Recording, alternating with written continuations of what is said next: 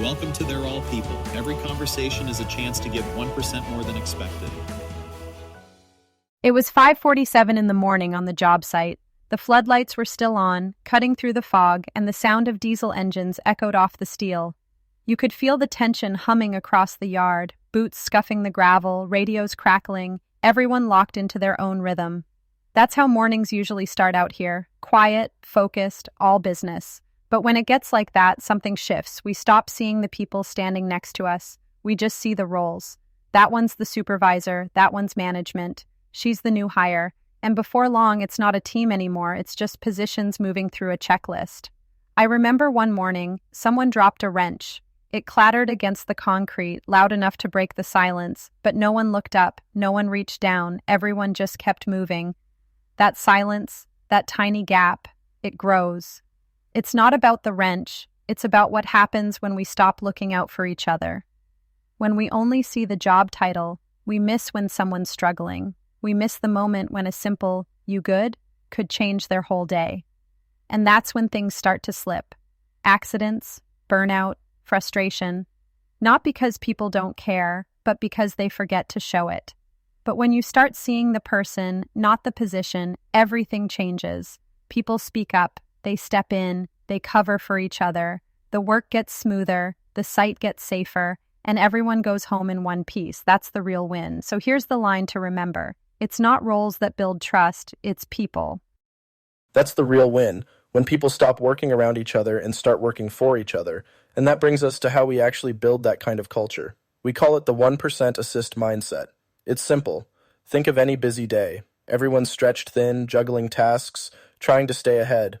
The 1% assist is that small move that makes someone else's load a little lighter, noticing when a teammate's behind and stepping in, grabbing what they need before they have to ask, or giving a quick heads up that prevents a mistake. It's what folks at the Arbinger Institute call an outward mindset, seeing teammates as people with their own pressures, goals, and struggles, not just parts in a process. The best crews, the best offices, the best teams all live by it. Small actions, big results. When everyone's tuned into each other, not just the plan, performance goes up, mistakes go down, and trust fills the space where silence used to be. It's like when I started with this new company, a veteran noticed me struggling and handed me the right tool for the job. He didn't make a big deal out of it, didn't correct me in front of anyone, just showed me the ropes. That small gesture said more than a lecture ever could. It told me I belonged, that someone cared enough to help me get it right. Moments like that are what build trust. They remind you that experience isn't just about knowing the work, it's about passing it on. You build trust right there. Assist over insist. That's what sticks. Exactly, Jake. It's never about the grand gestures. It's the small play, the nudge, the quick save, the water bottle handed over without asking. When you move from insisting on perfection to assisting with presence, you earn loyalty and safety, not just compliance. It's not theory. It's the heartbeat of real teams. So, if you want to live this today, don't wait for a memo or a manager. You pick one teammate. That's it. Give them a 1% assist, catch their blind spot, check in, lend a hand, share a quick tip. Keep it simple. Just one. Repeat every shift. And here's how you make it stick. Track 2 habits. First, give 1 outward assist every day you work. Second, here's the difference maker. Reflect at day's end. Did you treat someone as a person, not just a position? Mark it on your phone, jot it on the crew wall, whatever works.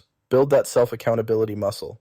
You'll know it's working when the energy on your team feels lighter. People start noticing problems before they turn into issues. They step in for each other without needing to be asked. The work begins to flow instead of grind. Clients can feel it.